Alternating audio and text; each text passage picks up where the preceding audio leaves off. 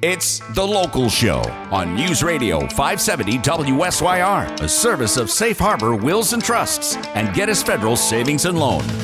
The Local Show, featuring conversations with business owners, employees, and local business leaders about their successes, challenges, and reasons for doing business right here in Central New York.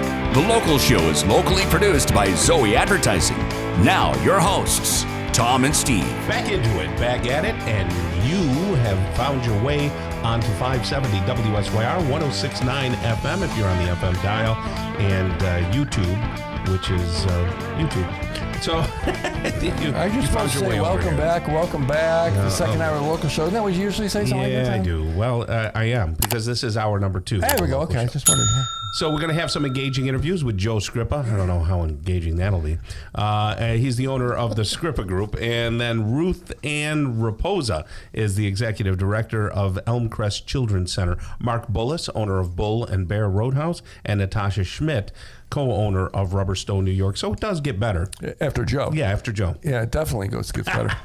That's not true. Joe, how are you, buddy? Joe Scripa right here. And it's this is all pretty funny, and I feel like I'm in a little reunited family reunion with some of the people I'm walking in and out with here with Clinton's Ditch. Right. We did an assignment with Clinton's Ditch not too long ago. B&C Storage, we've done a number of them. Yeah. And great people. Love having all these local people that I'm passing, and Bull and Bear, of course. Everybody knows Bull and Bear. Sure. Mark Bullis. Yeah, and Tom and Steve. And Tom and Steve, I mean, I think, finally now that you're sitting here with me, people do know you. He's put us on the map, Tom. That's right. Well, somebody had to. So, Joe, my perception of the real estate market is that it's difficult. There's no inventory. Houses aren't moving. You're better off buying a new house. Interest rates are high. Yeah, commercial space, downtown, offices are empty. How off are we? It's all true. It's all true. So I'll touch on the first. It seems like there's nothing available and that we're thriving. And that is so true. We are absolutely thriving.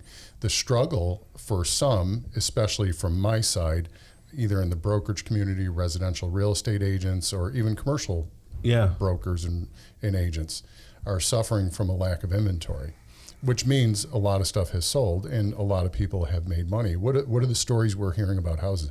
I bought my house 3 years ago in Syracuse, 3 years ago, and I made $100,000. Yeah, yes. The flip side we're not hearing about, I think, in Syracuse is the guy that's underwater and suffering and hearing all that news and feeling absolutely horrified, not knowing what to do, okay? Whether it's commercially or residentially. More so residentially, probably, right now, but that guy or woman or family who's been through a hardship and has either fallen very behind on payments and they don't know what to do. We're out there right now and we want to help those people. Why am I talking about this? Because over the weekend, in this past week, I've listened to so much plight, and I had the opportunity to drive through a neighborhood. I saw an estate sale.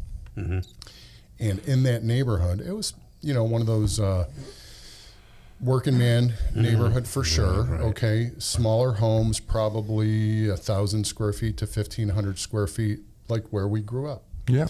And there was 4 houses that were fully plated.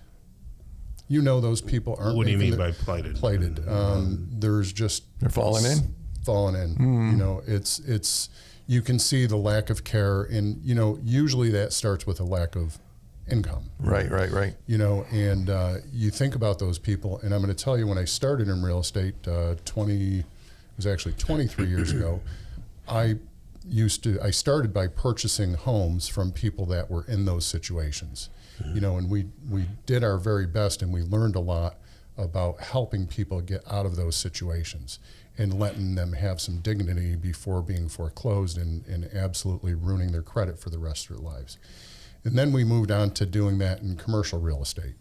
We had some success, but that's how I actually learned early days. I heard a story here in the last week. Someone was telling me that individual owns a business, an older individual owns a business. The kids don't want to take it on, and it's part of a strip mall, but they're not quite sure what to do, but they don't want to carry on the business, but the real estate involved, and they were like stuck. That's exactly what I'm talking about. So, and that's the next situation is somebody's aging out and they don't know what to do with their business, and there is real estate involved. And we're right now saying we would help graciously, completely no strings attached, consultation, talk through it, head you in the right direction if it requires legal or things like that. I listened to so much of that over the past 10 days from different areas. I know it's here too. We're just not hearing about it in Syracuse. All we're hearing about is micron, which is a great topic and going to be great for so many.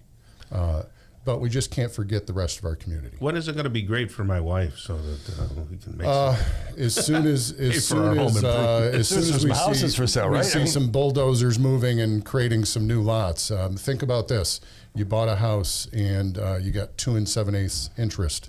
Are you going to sell it today? No, you're going to keep it because your payment is so low. But I'm going to go right back to there's some of those folks that got that 2 7/8 or 3.5. And they can't make their payment right now. I have the magic of buying high and selling low, Tom, and my husband. Well, and that's another topic. Some people really did buy high, and now maybe it's gotten away from them in the upkeep or the care or the taxes. They didn't realize how much the taxes were going to be. Again, I'm going to say we want to help.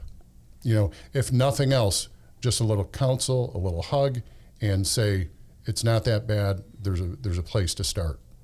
Yeah, there's a lot of realtors out there, and how do you set yourself, apart from them, and really genuinely get people to call and do business with you, as opposed to some people who might be less scrupulous? Well, that's a good question. I think people are attracted. I think what goes around comes around, and I think we've got a reputation of being pretty integral. Our whole team, your wife, Kelly, she works with us. She's a banker. Right. There's no higher integrity there. Nikki Bronner, she just exudes it, and her team, Amber Perkins, and, integrity is there. Nikki was a karate instructor for many, many years, and one of the big things they are always discipline and integrity, so Alec, fruit of the tree right here. I was just going to ask you about Alec. Yep. Alec he's doing great, and we're teaching him how to help people. Really, what we do is help people, and we're rewarded financially for helping people. Yeah, it's not about finding somebody. I always when Kelly first got in the business, I said, I don't know that you want to portray an attitude of like driving a Mercedes Benz up to the house and having a picture where you're arching your back with your arms folded, and that tends to be a real estate agent. It's not bragging if it's not a lie. Yeah, okay, right. So it's not bragging if it's not a lie. So if you can afford that Mercedes and do it. But I'm with Tom. You go on the internet like I made my money, and there's an airplane behind them. Right. Yes. They got a pretty girl on their shoulder, and like you can be like me. Yeah, I'm with you, Tom. I think that's one of the things I really, really enjoyed. Make it quick because your time's up. Going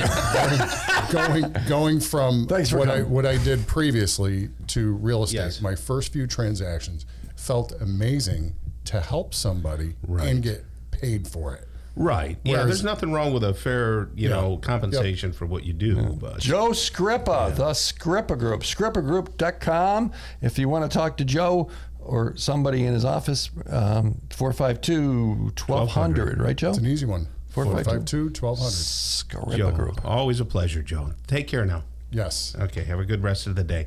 Ruth Ann Raposa is coming up next. She's the executive director of Elmcrest Children's Center. And we'll have a nice conversation with her next on The Local Show on 570 WSYR.